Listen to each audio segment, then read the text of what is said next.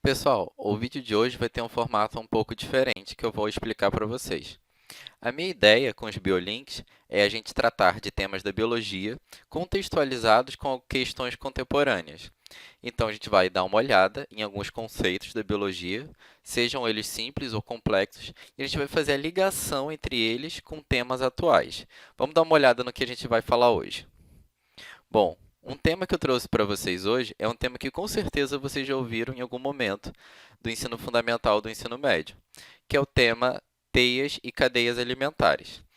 Nessa imagem que vocês estão vendo, nós temos três cadeias alimentares diferentes. Aqui nós temos uma, aqui nós temos outra e aqui nós temos mais uma. E só para relembrar o que é uma cadeia alimentar, ela é basicamente uma relação trófica entre organismos. Então, nós estamos vendo aqui, por exemplo, essas setinhas que indicam a transferência de energia de um organismo para o outro. Então, quando a gente olha aqui para o rato, essa setinha está indicando que o rato obtém energia quando ele se alimenta do trigo, por exemplo. Parte da energia do trigo vai servir de energia para nutrir o rato. E, da mesma forma, a serpente recebe uma parcela da energia contida no rato. Essas aqui são exemplos de cadeias alimentares. Então, aqui a gente tem cadeia alimentar de ambiente terrestre, de ambiente parcialmente aquático, como é a primeira, por exemplo. E o que a gente tem que levar em consideração? Quais são os aspectos importantes de uma cadeia alimentar? É conhecer os organismos que fazem parte daquelas relações tróficas, aqueles organismos que interagem, que se alimentam uns dos outros, e entender que nível eles ocupam da cadeia alimentar e quais são os outros indivíduos mais relacionados com eles. Como assim? Vamos olhar a figura de novo.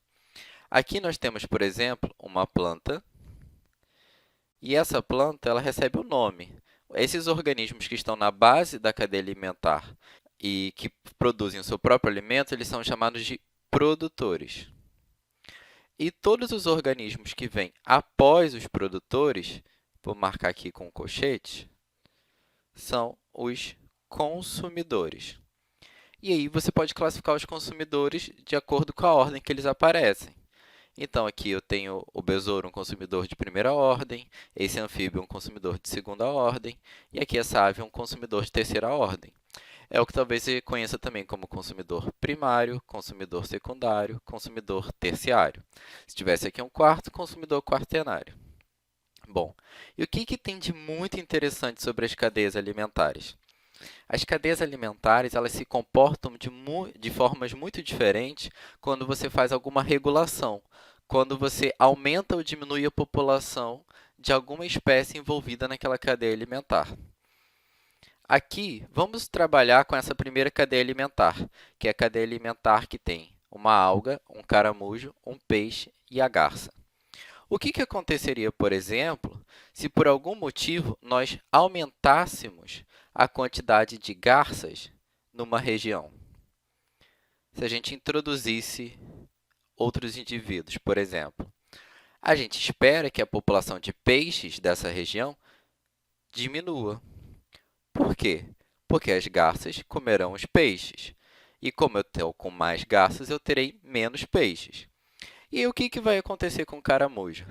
Se eu tenho menos peixes e eles se alimentam do caramujo, a população de caramujos vai aumentar.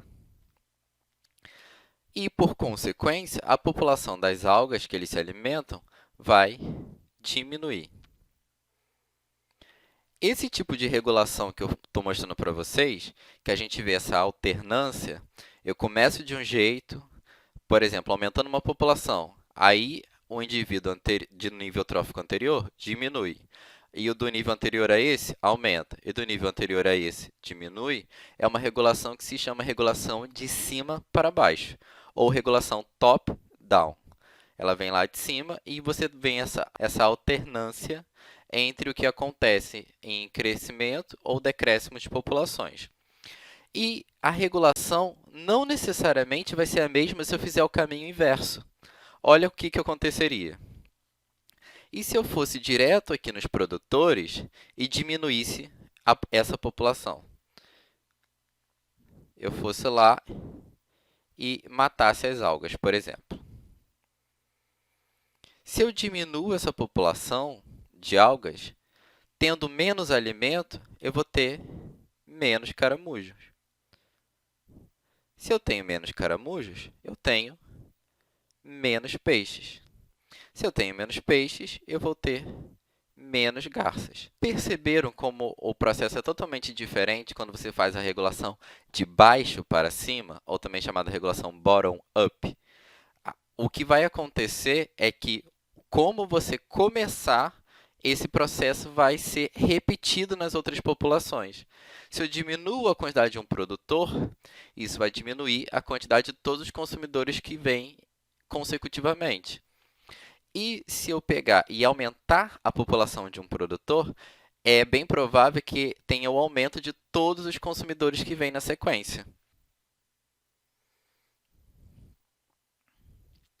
Mas claro, pessoal, que nem sempre é tão simples assim. Aqui nós estamos vendo uma imagem um pouco diferente. Talvez você também se lembre dessa imagem. Ela não é chamada de cadeia alimentar simplesmente, porque aqui nós temos várias cadeias sendo representadas e vendo as interações entre elas.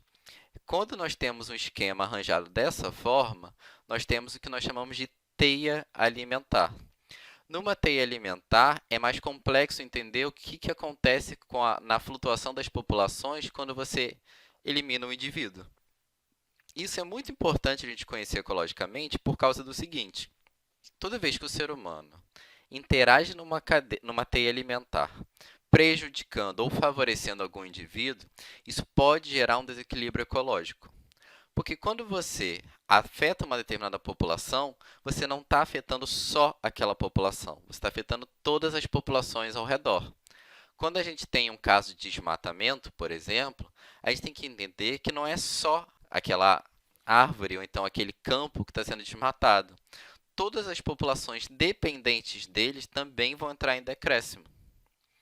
E por que isso é importante? Que é para a gente entender que as interações no ambiente elas são muito complexas e é muito difícil descrever todas as consequências. Numa teia alimentar, a gente poderia ver várias interações diferentes acontecendo. E cada organismo que acontece aqui é extremamente importante para o equilíbrio ecológico desse ambiente em que essa teia foi proposta. Qualquer um que eu mexer vai impactar grandemente nas outras todas as populações que estão envolvidas aqui. Vou exemplificar isso com um caso real que já foi questão de uma prova da UERJ discursiva. Essa questão aqui da prova da UERJ 2017. Olha o que a questão diz. O Parque Nacional de Yellowstone é considerado o hábitat selvagem dos Estados Unidos com maior variedade de megafauna. Depois de 70 anos ausentes, os lobos cinzentos foram reintroduzidos nesse espaço, causando grande impacto no ecossistema. A figura abaixo ilustra uma teia alimentar do parque após a reintrodução dos lobos. Vou contar um pouco sobre esse caso para vocês, que ele é bastante interessante. Basicamente, o que aconteceu é que no Parque de Yellowstone existiam lobos naturais que pertenciam àquele ambiente, só que a população ali foi diminuindo. E com o tempo, foram percebendo que aconteceu algo muito estranho, que quando esses lobos estavam ausentes, alguns corpos d'água, alguns rios dessa região começaram a secar. Alguma coisa aconteceu que quando os lobos estavam ausentes, os rios e os corpos d'água como um todo nessa região começaram a secar, começaram a ter menos água. E na época não se entendia muito bem o que estava acontecendo. Só que eles perceberam que depois que eles reintroduziram os lobos no parque, formaram uma nova população ali, esses corpos d'água voltaram a se restabelecer. E aqui a gente vai ver que isso é derivado de uma questão de teia alimentar. Vamos olhar aqui para a questão. A questão está mostrando aqui o lobo cinzento. Então, esse aqui é o nosso foco para essa questão. E a interação dele ao longo de uma teia alimentar. E a questão pergunta o seguinte: explique por que a reintrodução dos lobos provoca a redução das espécies A e B. Então, por que eu colocar o lobo faz com que as espécies A e B sejam reduzidas? Bom, vamos olhar aqui as interações. O lobo, Se eu estou reintroduzindo, estou aumentando a população lá, eu estou pegando a população desses coiotes aqui e diminuindo. Porque reparem que o coiote serve de alimento para o lobo. E se eu diminuo a população desse coiote, eu estou aumentando a população de ratos e estou aumentando a população de castores, que antes serviam de alimento para o coiote, que agora está em baixa porque o lobo está consumindo. Se eu aumentar essas populações, o que acontece com os alimentos deles? A população diminui. Então, o que explica a redução das espécies A e B pela reintrodução dos lobos é uma regulação top-down. A regulação top-down fez com que, numa cascata de consequências, A e B tivessem suas populações reduzidas, devido ao aumento dos seus consumidores. E aí, depois, a questão pergunta o seguinte: pesquisadores observaram que, em menos de 10 anos, diminuiu a erosão do solo no parque. Indica o efeito da reintrodução dos lobos sobre as populações de alces, veados e plantas de queixa e se alimentam. Aponte ainda de que forma essas plantas atuam na redução da erosão do solo. Quando a gente reintroduz o lobo, então aumenta a população dele, o que acontece com a população desses grandes herbívoros aqui? Elas diminuem, já que eles são alimentos do lobo. Então, eu vou ter menos alce e eu vou ter menos veados. Eu vou ter um aumento dessas vegetações que antes serviam de alimentos para ele. Também por regulação top-down, mas em vez dessas populações aqui diminuírem, elas aumentam. E aí, que vantagem isso dá em relação à diminuição da erosão no solo? Essas plantas, que muitas vezes são chamadas de mata ciliar, são plantas que as suas raízes penetram no solo e fazem com que o transporte de sedimentos aconteça de forma mais lenta. E, na verdade, no Parque de Yellowstone, era justamente por isso que os corpos d'água estavam sendo reduzidos. Quando o processo de intemperismo acontecia, aqueles sedimentos eles eram totalmente levados e não tinha uma mata que conseguisse suportar esses sedimentos, que conseguisse retê-los ali na região. Então, eles iam direto para os corpos d'água e estavam aterrando os corpos d'água. Por isso que os rios daquela região estavam diminuindo.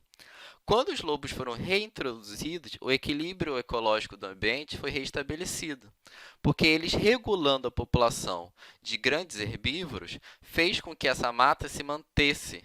E essa mata se mantendo formou uma barreira vegetal para os sedimentos que vêm do processo erosivo. E, por causa disso, rios foram conservados.